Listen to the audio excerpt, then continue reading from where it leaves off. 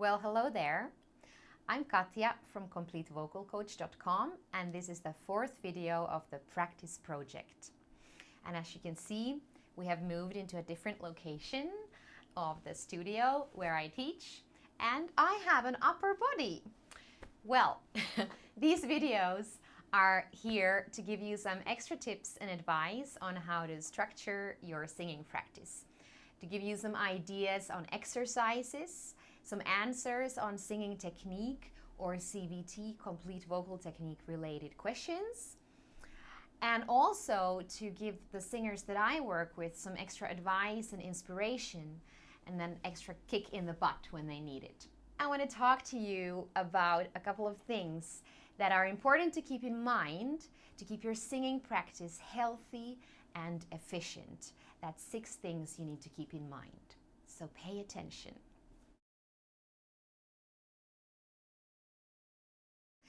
First of all, I'd like to bust one myth that still tends to prevail among singers, and that's the no pain, no gain myth.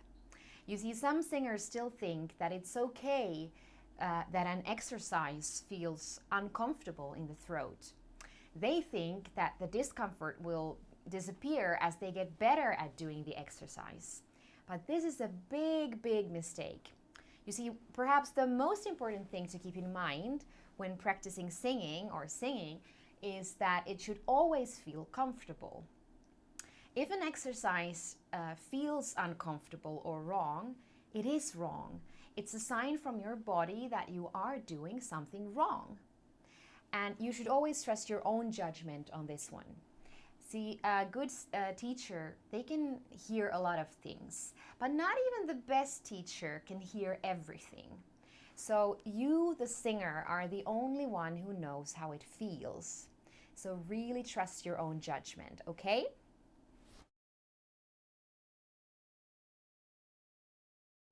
Now, the second important thing to keep in mind is the technique should have the intended effect right away. Otherwise, it's not being performed correctly. And why is this important? To know that we are on the right track. And when I say that an exercise should work right away if it's being done correctly, I obviously don't mean that if you do it once, your problems are solved forever. Of course, you have to go and work it into a habit and get it into your muscle memory. So you could say that this is one of the most important things or one of the aspects of singing practice, to get the technique into your muscle memory so that it eventually becomes a habit and you don't have to think about technique when you perform.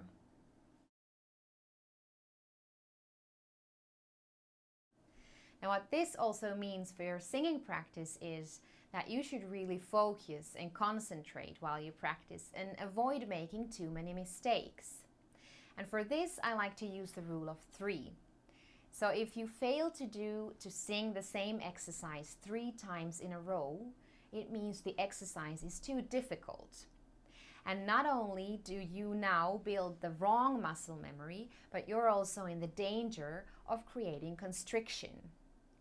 And constriction happens when certain muscles in your throat tighten up at the wrong time, and it makes singing difficult and the voice gets hindered. It's not free and easy anymore. And we don't want that to happen, do we?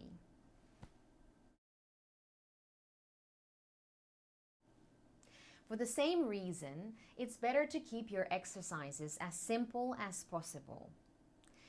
That way you can concentrate on doing the right things.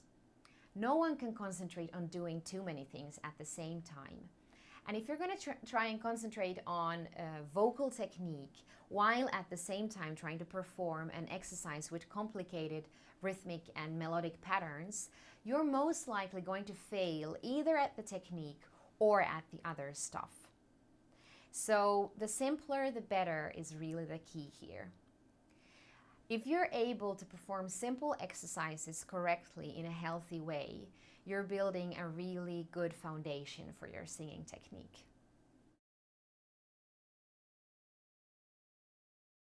Now, it's also very little use to be able to vocalize really well or to be able to sing really complicated exercises if you can't translate what you do in the exercises into what you come across in your songs and the problems that you come across in your songs. So always make sure that you tackle the problems in your songs and make sure that you work on vocal technique that helps you get the sound and solve the problems for the songs that you sing. So for instance, if you're working on Rolling in the Deep from Adele, and your aim is to hit that high note with that same full sound and loud volume as Adele does, but you want to make sure that it's in a healthy way without strain, then you'd most likely go for the vocal mode overdrive, because that gives you all those opportunities. It gives you the full sound, the loud volume, and so you'd have to work on getting the overdrive right, and you'd have to get to know the vocal mode and make sure that you respect the rules of it. So in terms of the vowel modifications in the high part of the voice, and so on. And obviously you'd also want to work on your breath support and make sure that it's efficient and moving and not locked. And there's a variety of things you'd want to work on. You'd also want to make sure that you keep the air of your voice so that you're not forcing your voice for this loud volume. So we're going to work on or talk about these CVT related terms and things in future videos, because I know some of you had questions about this. And to give you an example of how this might sound, I'll have to remove my microphone because it doesn't like overdrive. It would sound something like this. We could have had it all! So you get an idea. And you see that working on another technique would maybe not help you to, on another vocal mode, might not help you to get that sound. Of course, it's up to you to choose if you want to sound exactly like this. Maybe you want to sound differently and you want to sing, we could have had it all. And that's fine too, but that's not how Adele does it. But you get the idea. Always tackle the technique within the songs that you sing, and make sure that the technique that you work on also fits the style that you sing.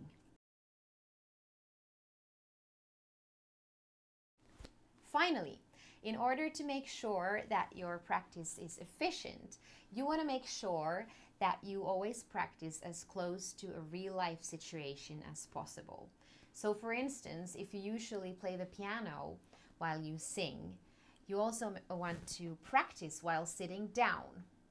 You might want to vary that, of course, with also practicing while standing up for a variety of reasons, which we won't go into right now. But make sure that you also practice sitting down, because it's a different sensation in your body. And you have to get used to that so that you're not up for some strange surprises.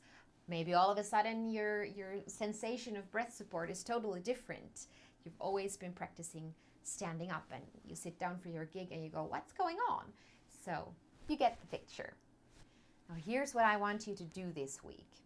Go through your songs. Go through one of your songs and make notes of the technical problems that you come across. So for instance, you might want to write things like, I sound wobbly at the end of this phrase, or I feel strain in my throat when I sing this note, and so on. Because this will give you clues on exactly what kind of exercises and what kind of technique you might be needing and what you need to work on. So for instance then, if you have problems with wobbly endings, that's a support related thing, you would then connect the support exercises that you usually do with the real problems that you come across in the song, and make sure that at that point in the song you really put your focus on your breath support, and you really make sure that your abdominals are moving in slowly and that they you economize your support so you don't use too much too early, and so on. We'll talk about that later. But you get the idea. So make some notes, because it really gives you clarity and you will thank yourself later. Now, if you have questions, you can put them in the comments below, or you can hook up on Twitter or Facebook. And if you like this video, you can share it with your friends or whoever you think might be needing some extra tips and advice and extra kick in the butt to structure their singing practice. Okay, see you next time. Bye bye.